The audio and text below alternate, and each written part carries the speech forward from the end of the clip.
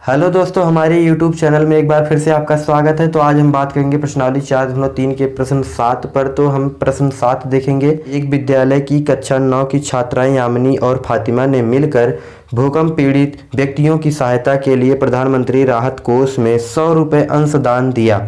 एक रैखिक समीकरण लिखिए जो इन आंकड़ों को संतुष्ट करती हो। आप उनका अंशदान x रुपये और y रुपये मान सकते हैं। यहाँ पे जो है संकेत दिया है। इस समीकरण का आलेख भी खींचे। यहाँ पे कहा है आपको समीकरण का आलेख भी खींचना है। तो चलिए देखते हैं।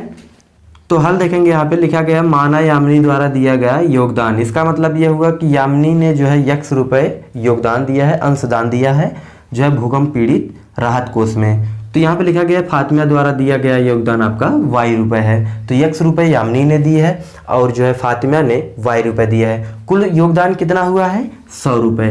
कुल दिया गया योगदान 100 रुपये है। तो लिखेंगे प्रश्नानुसार यहाँ पे जो है x रुपये जो है यामिनी ने दिया है, तो लिखेंगे x प्लस y रुपये जो है फातिमा ने दिया है। तो यहाँ पे लिखा गया y। अब दोनों को जोड़कर कुल कितना योगदान दिया गया? 100 रुपये। ये आपका समीकरण बन गया।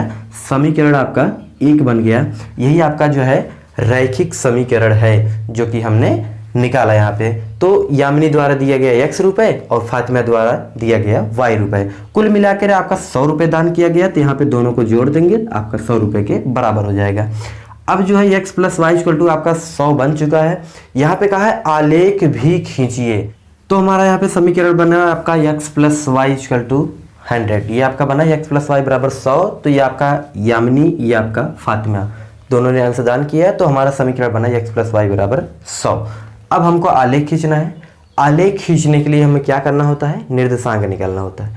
निर्देशांक निकालने के लिए क्या करना पड़ेगा? आपको समीकरण बनाने पड़ेंगे। तो यहाँ पे लिखेंगे y बराबर 100 माइनस x। हमने x को पक्षांतर कर दिया, आपका बन गया समीकरण नंबर 2। यहाँ पे आपका समीकरण 2 बना है। अब इसी समीकरण 2 से हम जो है निर्देशांक निकालेंगे।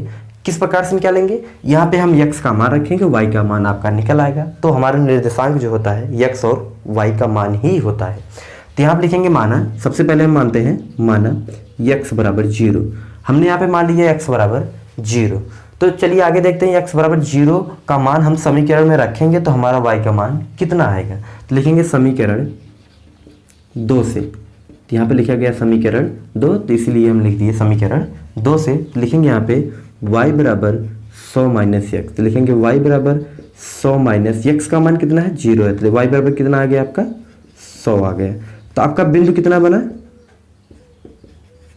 बिंदु आपका बन गया 0 का मान 100। आपका पहला बिंदु बना 0 का मान 100। अब हम दूसरी बार मान रहे हैं। तो लिखेंगे माना हम जो है x का मान यहाँ पे जो है 50 मान रहे हैं। कितना मान रहे हैं? 50। क्यों मान रहे हैं 50? ताकि जो है हम जो ग्राफ खींचे अच्छे से वो बन सके। यहाँ पे आप 1 से लेके 100 तक, 200 तक जो आपकी इच्छा कहे वो आप मान सकते हो। लेकिन यहाँ पे हम समीकरण जो आपका x का मान जो माना जा रहा है 50, हम ग्राफ जो है अच्छे से खींच सके, उसका जो है आंकड़ा अच्छे से मान सकें, वर्ग अंतराल उसका अच्छे से बन सके, इसलिए हमने यहाँ पे 50 माना है। तो यहाँ लिखेंगे x बराबर 50। तो समीकरण 2 से, इसका मतलब ये हुआ हम x का मान समीकरण 2 में रखेंगे। तो समीकरण 2 हमारा है y बराबर 100 माइनस x। यहाँ पे लिखा गया है 100 माइनस x। तो यहाँ लिखेंगे y बराबर 100 माइनस 50। ये 50 कहाँ से आया? हमारे x का मान 50 है।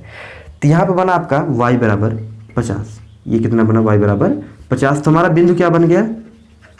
बिंदु हमारा बना 50 का मान 50। ये हमारा एक बिंदु बन गया 50 का मान 50। अब जो है हम तीसरी बार मानेंगे। आप 3 बार, 4 बार, 5 बार, जितना आपकी इच्छा है उतनी बार मान सकते हो। तो हम कम से कम जो है 3 बार मानते हैं ताकि हमारा रेखा सीधी एक सरल रेखा अच्छे से बन सके। तो यहाँ पे हम तीसरी बार मानते हैं। तो चलिए देखते हैं। यहाँ पे लिखा गया माना x बराबर, हम यहाँ पे 100 मानते हैं। हम कितना मान लेते हैं? 100। x बराबर कितना माने? 100 मान लेते हैं। तो यहाँ पे आपका हो जाएगा समीकरण 2 से। यहाँ पे हम मान लिए x बराबर 100। तो हम समीकरण 2 में जो है x के स्थान पे 100 लिखने वाले हैं। तो लिखेंगे यहाँ पे y बराबर 100 माइनस x। तो यहाँ पे हो जाएगा y बराबर 100 माइनस x का मान हमने 100 माना है तो लिखेंगे 100, तो y बराबर आपका कितना हो गया 0। यहाँ पे आपका बिंदु क्या बना जी, यहाँ पे लिखेंगे हमने 100 माना है तो लिखेंगे 100 कामा 0। ये आपका तीसरा बिंदु बन चुका है 100 कामा 0। यहाँ पे हमारा 3 निर्देशांक जो है मिल चुके हैं, तो हम तीनों बिंदुओं को a b और c से डिनोट करने वाले हैं। तो यहाँ लिख देंगे a, इसका मान लिखते हैं b और इसका मान लेते हैं c।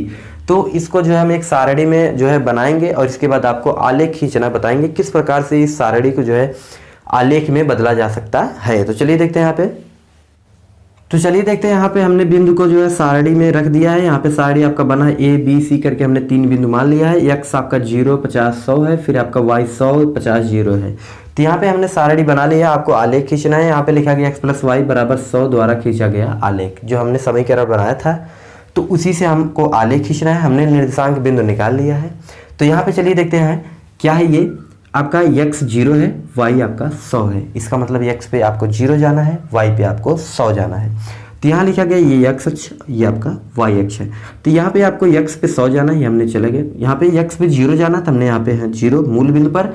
आपको y 100 जाना है, तो y आपका 100 यहाँ पे है, तो लिखेंगे a बिंदु। आपका a बिंदु मिल चुका है जो कि आपका y अक्ष पर है। तो यहाँ लिखेंगे दूसरा बिंदु, ये आपका a होगा। आपका b बिंदु है 50 कामा 50। इसका मतलब ये हुआ x भी 50 जाना है और y भी 50 जाना है। तो x अक्ष आपका ये है तो यहाँ पे 50 जाना है, और y अक्ष आपका ये है तो यहाँ भी आपको 50 जाना है। तो दोनों का जो है क्रॉसिंग जहाँ बनेगा यहाँ बनेगा, दोनों का क्रॉसिंग आपका यहाँ बना। ये आपका कौन सा बिंदु हुआ, b बिंदु हुआ। b हमारा मिल चुका है। अब हमको खोजना c बिंदु। c बिंदु क्या है 100 और 0 है। इसका मतलब x 100 जाना है, y 0 जाना है। तो x अक्ष ये हमने 100 पे गए, y आपको 0 जाना है तो यहीं पे रहेंगे। तो ये आपका हो गया c बिंदु। कौन सा बिंदु, c बिंदु। तो हमको यहाँ पे तीनों बिंदुओं मिल चुकी हैं a b और c। आपको जो है आलेख खींच लेना है। यहाँ पे सरल रेखा जो आपका रैखिक समीकरण है उसके द्वारा बनाए गए निर्देशांक द्वारा खींचा गया रेखा, ये आपका बना आलेख। ये आपका बन चुका है। ये आपका a b और c, यहाँ पे 3 बिंदु खींची गई a b और c। यहाँ पे जो है आप इसका रियल चित्र देखना चाहो तो देख सकते हो। मैं आपको दिखाऊंगा। ये तस्वीर जो आप देख रहे हो ये आपका रियल चित्र है। तो आप जब इस चित्र को ग्राफ पेपर पे बनाओगे तो आपका चित्र बहुत ही अच्छा, और जिस प्रकार आपको फोटो में दिखाई दे रही है, इस ग्राफ में जो दिखाई दे रही है, इसी टाइप का आपका बनेगा। तो आप ग्राफ पेपर पर प्रैक्टिस करोगे बनाने के लिए तो आपका अच्छे से चित्र बनेगा। ये हमने जो है चित्र जो हम बनाए हैं आपको आंकड़े मानकर जो आपको समझाने के लिए व्हाइट बोर्ड पर बताए गए हैं। तो आपको जो है ग्राफ पेपर पर बनाना है ताकि जो है आपका जो आंकड़ा हो एक लिमिट में हो, एक निश्चित दूरी हो, ताकि आप अच्छे से उसको माप सको और आपका जो है फिट से उसको जब रेखा को बनाओगे तो आपका एक सरल और सीधी रेखा बनेगी। तो आपका आंसर वही राइट होगा।